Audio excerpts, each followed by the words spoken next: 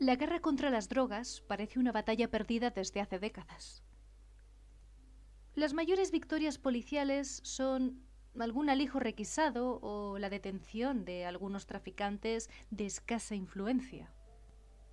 Por eso creo que es necesario contemplar este tema fríamente y de manera abierta, planteándonos nuevas preguntas. Por ejemplo, ¿qué papel juega el sistema financiero en el narcotráfico? ¿Es posible gestionar los millonarios beneficios del narco sin la complicidad bancaria? Algunos estudiosos plantean que vivimos en un sistema narcocapitalista, porque sin la inyección del dinero de los estupefacientes, la economía se vendría abajo.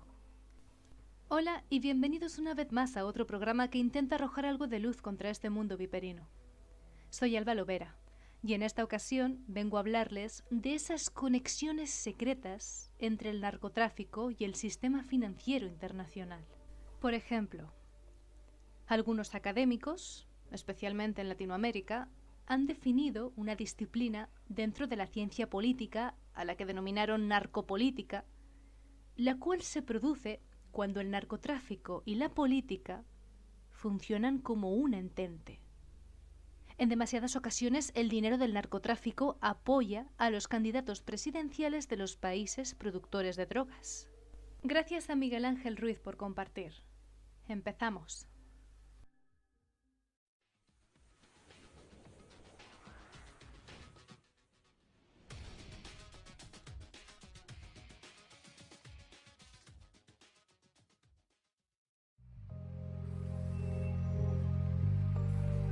Si nos paramos a pensar, el funcionamiento de un cártel de droga presenta muchas similitudes con el de una empresa.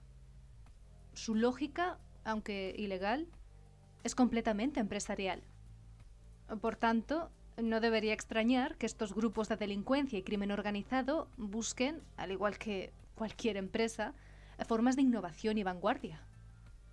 Un buen ejemplo de esto es la utilización de criptodivisas creadas para el comercio ilegal y el narcotráfico.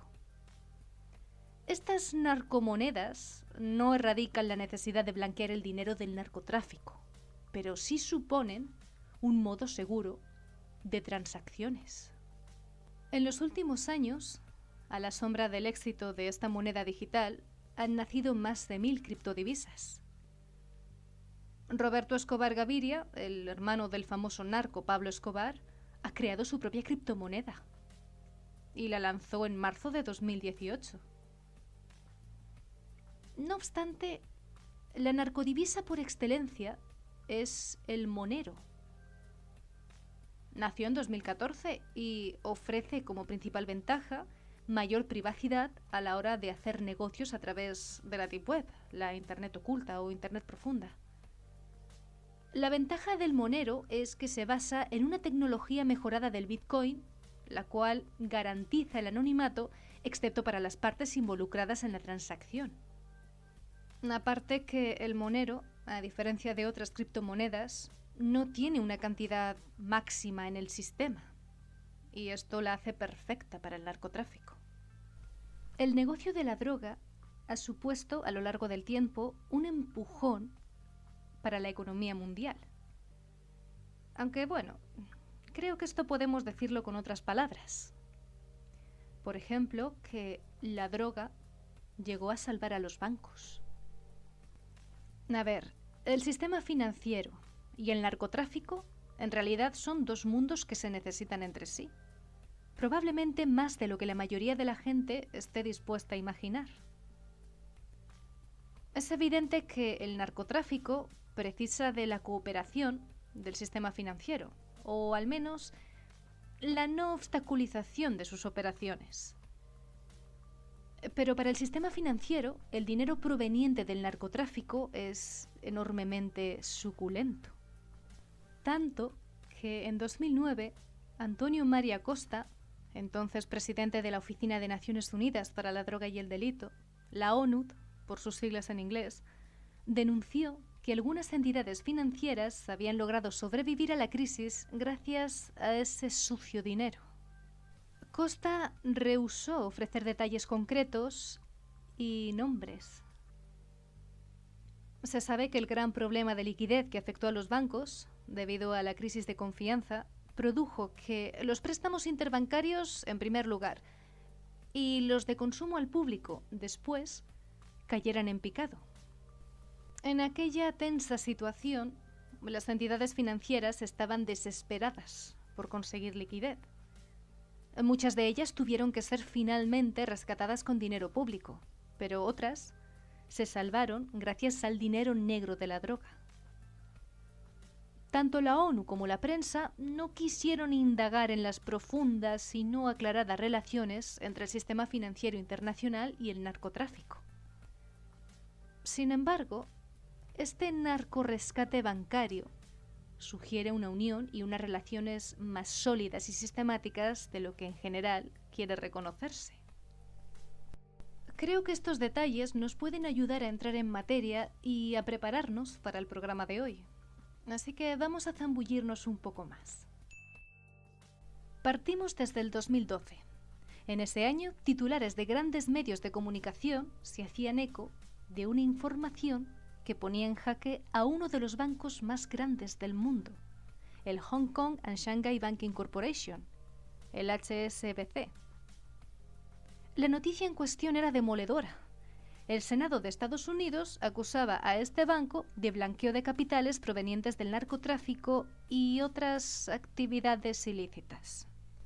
Según explican las investigaciones gubernamentales, las oficinas del HSBC en Estados Unidos eran la puerta de entrada de capital generado por diversas organizaciones delictivas, como los cárteles mexicanos de las drogas, que necesitaban infraestructuras financieras para blanquear sus beneficios.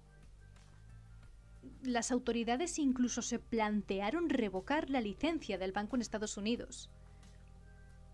Aquí llovía sobre mojado, porque en 2003 la Reserva Federal Americana, la Fed, había advertido al HSBC que debía vigilar muy atentamente los flujos sospechosos de dinero.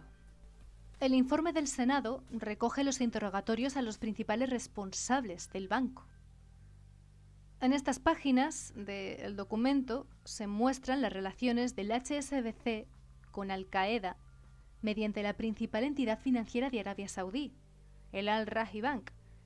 Pero su principal pecado, por decirlo de alguna manera, era que se había convertido en la entrada del dinero del narcotráfico en Estados Unidos. Pero este caso que hemos comentado es una excepción. ¿O realmente existe una vinculación mucho más amplia entre el sistema financiero y el tráfico de estupefacientes? Vamos a empezar por analizar el negocio de la droga, ¿de acuerdo? Tanto en el mundo como en el país más poderoso de la Tierra.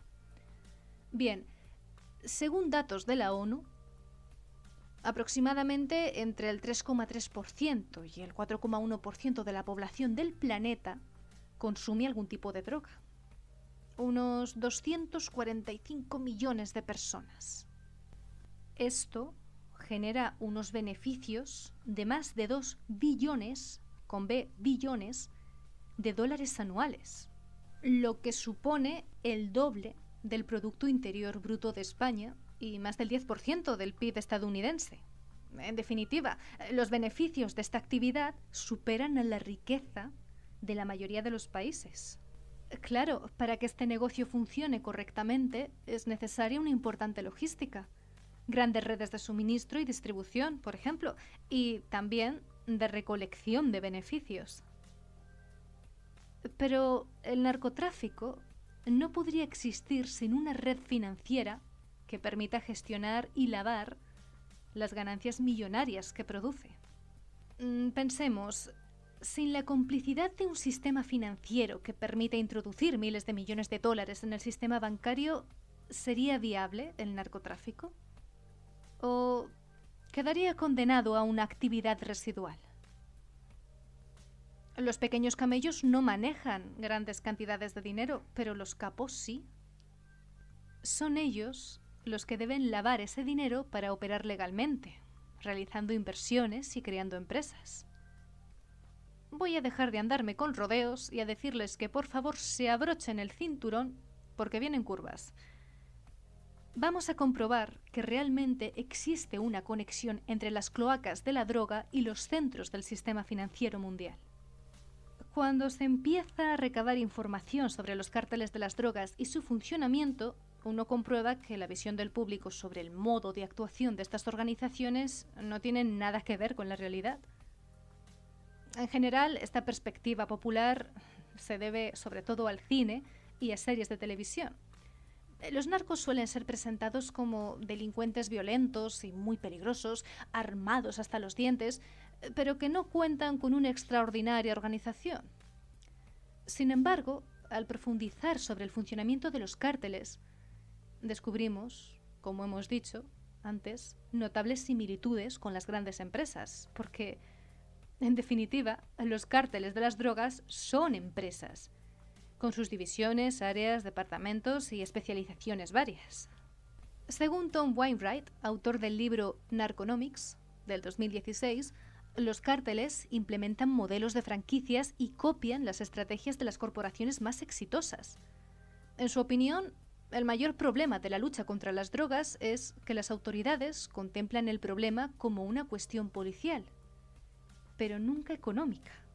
Cada traficante detenido es sustituido inmediatamente por otro que ocupa su lugar. Caen los individuos, pero nunca las estructuras a las que pertenecen. En realidad, los cárteles son negocios, con las mismas necesidades que cualquier otra organización empresarial. La estructura tipo de un cártel del narcotráfico se basa en las siguientes divisiones funcionales: producción, transporte, distribución, seguridad y lavado de dinero. No todos actúan exactamente igual, todo hay que decirlo. Por ejemplo, de los grandes cárteles mexicanos que operan en Estados Unidos, Sinaloa, Los Zetas, Juárez, Jalisco Nueva Generación, etc., solo algunos producen la droga. Otros simplemente la compran y distribuyen. Pero, salvo esa diferencia, todos manejan entramados financieros para lavar sus beneficios. Sin blanqueo de capitales no habría cárteles. Así, el dinero de la droga se introduce en el sistema financiero, en muchas ocasiones gracias a la actuación de consultores especializados en lavado de dinero. Se trata de personas conocedoras de los mercados internacionales y con un muy buen conocimiento de economía, leyes y relaciones internacionales.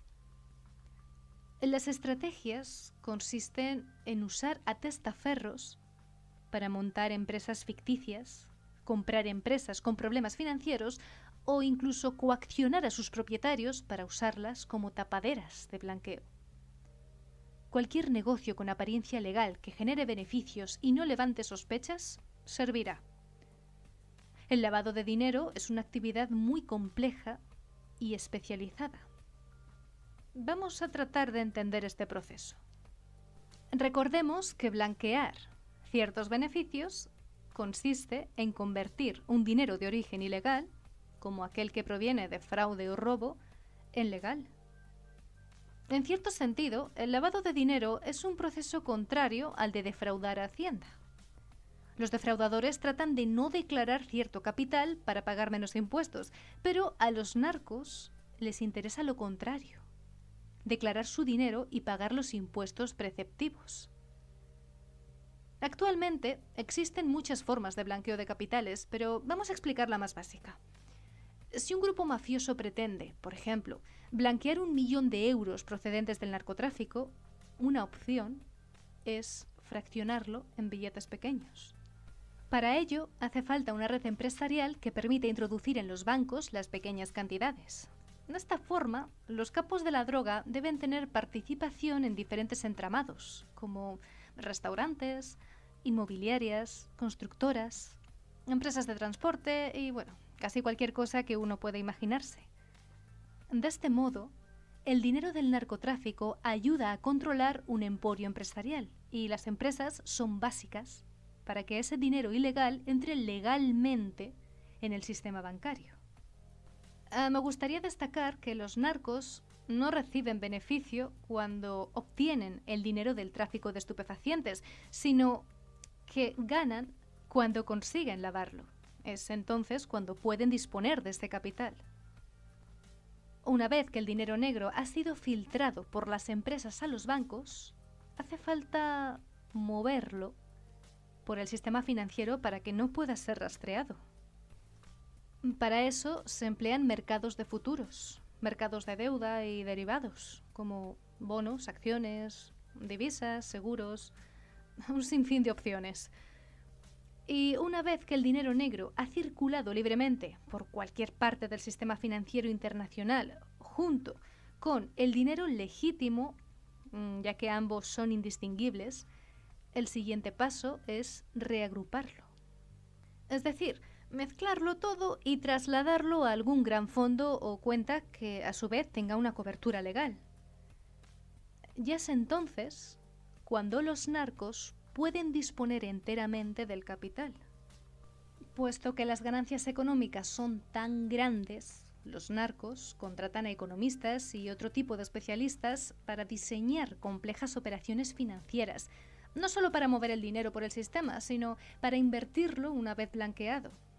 Por tanto, el sistema bancario ha de ser un colaborador necesario en este complejo rompecabezas.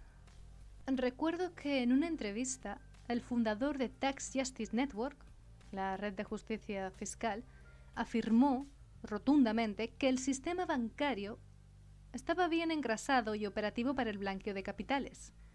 De hecho, textualmente dijo: «Es fácil contactar con las Islas Vírgenes Británicas y pedirles que creen una empresa ficticia.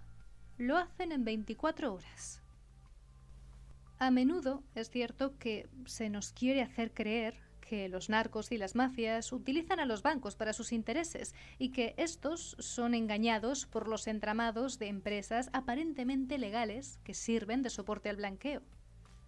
Sin duda esto sucede, pero mucho nos tememos que, demasiado a menudo, los bancos son conscientes de estas actividades y no hacen nada por denunciarlas porque perderían clientes y volumen de negocio.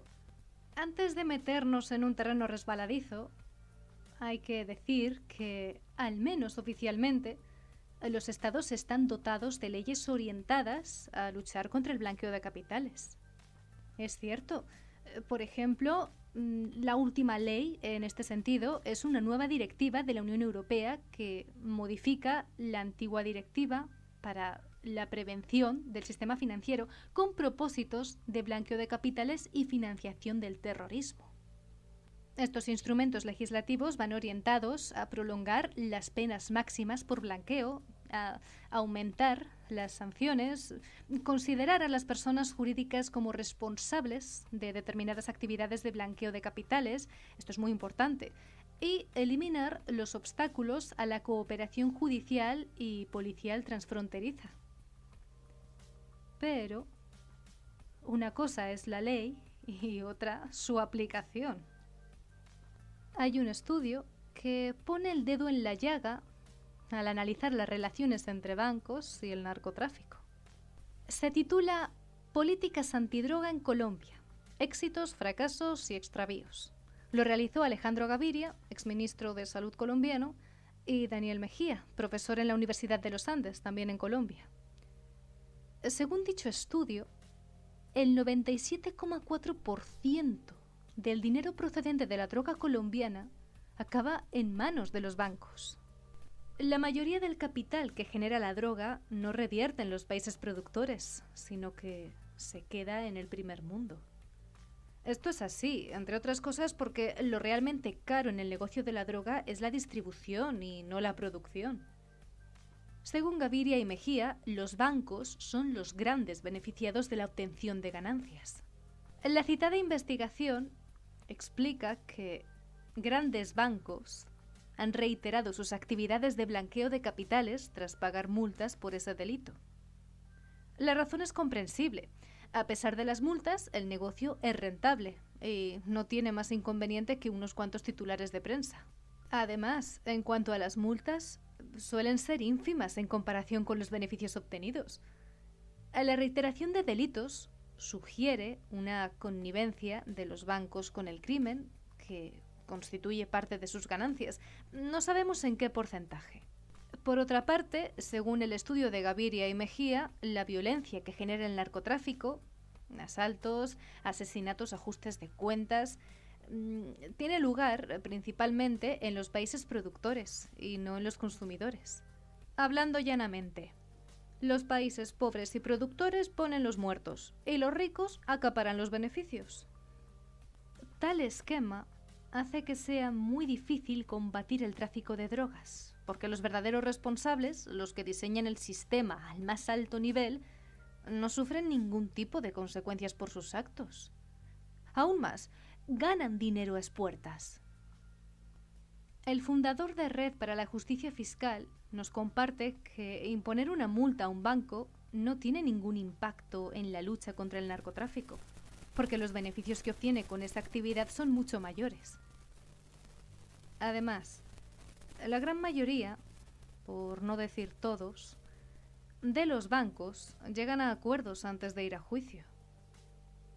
Este grupo delictivo de la banca, tan parecido al de los gángsters, pero al más alto nivel y con formas de guante blanco, se conoce por el nombre de banksters.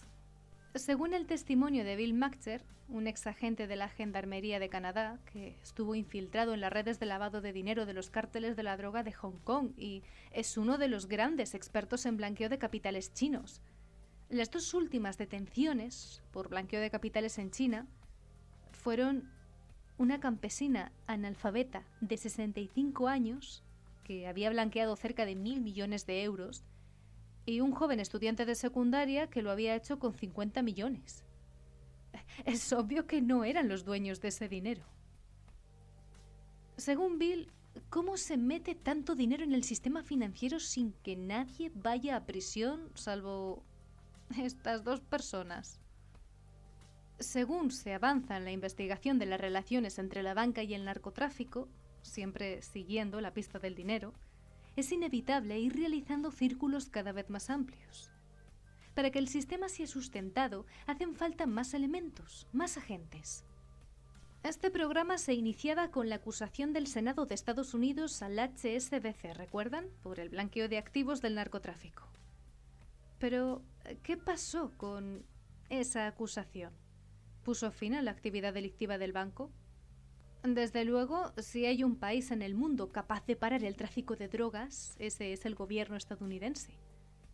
Pero ocurrió que el Tribunal del Senado recibió fortísimas presiones por parte del mundo financiero y también de otros gobiernos. Incluso el ministro de Economía británico, George Osborne, escribió una carta a su homólogo estadounidense y el presidente de la Reserva Federal, intercediendo por el banco HSBC. Las presiones sobre el tribunal no eran un simple ruego, sino casi una amenaza. La carta de George Osborne a Ben Bernanke, el presidente de la Reserva Federal, fechada el 10 de septiembre de 2012, decía textualmente: Ben, las dudas sobre la capacidad del HSBC de comerciar en dólares podría desestabilizar el banco a nivel mundial, con serias implicaciones en la estabilidad financiera y económica, especialmente en Asia y Europa. En definitiva, era una entidad demasiado grande como para caer. Si eso hubiera ocurrido, todo el sistema financiero se vería afectado. Finalmente, el gobierno de Estados Unidos cedió a la presión y el HSBC no tuvo que ir a juicio. El asunto se resolvió con una multa de 2.000 millones de euros, que viene a ser como un ínfimo impuesto. El banco salió airoso, aunque quedaron algunas citas para el recuerdo, como por ejemplo la intervención de la senadora demócrata Elizabeth Warren. Ella dijo: si te pillan con 30 gramos de cocaína, es muy posible que vayas a la cárcel. Pero si te pillan lavando 2.000 millones de dólares provenientes del narcotráfico, el banco paga una multa y ya está. Nadie va a la cárcel. Esta declaración ejemplifica muy bien la esencia del sistema. La guerra contra la droga no ataca a los grandes responsables del tráfico de estupefacientes, sino a los pequeños camellos. Porque si caen algunos de estos últimos, la estructura sigue funcionando bien engrasada. El informe del Senado estadounidense al que hemos hecho alusión admite que el sistema financiero está repleto de delincuentes. Pero dependemos de esos delincuentes, porque ellos son los que mandan en verdad. Esta es la esencia del funcionamiento del mundo. Son demasiado grandes y poderosos como para borrarles del mapa. Ya estamos terminando de exponer este reportaje. Y para finalizar, de manera breve, tenemos aquí un análisis un poco más amplio. El sistema que sustenta la droga podría verse como un gran pentágono, una estrella de 5 puntas. Narcotráfico, sistema financiero, tráfico de armas, servicios secretos y la política profunda de los estados. Sin alguno de esos 5 elementos, el sistema se caería. La afirmación es contundente, de acuerdo, pero podemos defenderla. ¿Cómo explicar, por ejemplo, que antes de la guerra de Afganistán los talibanes hubieran reducido el cultivo del opio a 8.000 hectáreas? Pero, tras la ocupación de la OTAN en 2001, las hectáreas ascendieran a 193.000 en 2008 y a 201.000 en 2016. Esto no son datos sacados de la manga, sino que provienen de un estudio titulado Opium Survey, del 94 al 2016, de la Oficina de Naciones Unidas contra la Droga y el Delito. ¿No es capaz la OTAN de acabar con las plantaciones? Bueno, pero es que la producción aumentó unas 25 veces más. En la actualidad, Afganistán es el principal país productor de opio en el pueblo. Produce el 95% del opio mundial, y eso que es una nación controlada por la OTAN. Aquí no cabe duda, nos están engañando mucho. Estados Unidos, el principal país que abandera la lucha contra la droga y que insiste en que sea ilegal, ve crecer las plantaciones de opio en Afganistán, nación que está bajo su mando. Que alguien nos explique este sinsentido, por favor. En cuanto a la posible legalización de las drogas, esto supondría un recorte drástico de los beneficios, porque la principal fuente de ingresos de la droga es la ilegalidad, como reconocen numerosos estudios. Estados Unidos abandera la lucha y defiende la ilegalidad. Pero con esta actitud, como ha probado Miguel Ángel Ruiz a lo largo del presente trabajo, está asegurada la cascada de capitales que acaban fluyendo al sistema financiero internacional. Todo lo demás es propaganda. Porque el sistema financiero, por definición, es tremendamente complejo y difícil de entender, de investigar y de vigilar, ¿verdad? Como siempre, desde Mundo Viperino seguiremos informando. Como decíamos antes, vamos a dejar el tema hasta aquí. Nos vemos en el próximo programa.